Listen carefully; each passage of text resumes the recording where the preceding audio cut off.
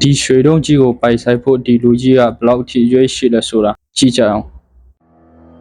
ဟာတော်လေးမှာပဲနော်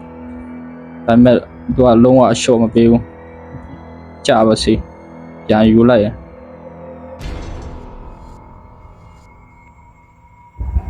ဟာအေးရတော့မယ်မရသေးဘူးရွေးမလျှော့ဘူးချကွာချွေတုံးကြီးနော်ချမ်းသာပြီဒါရရင်တော့ရွေးရှိတယ်နော်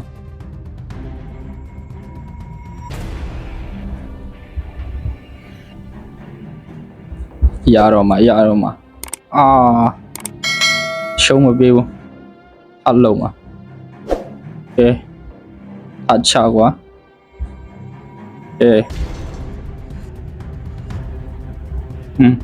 ရွေးမလျှော့သေးဘူး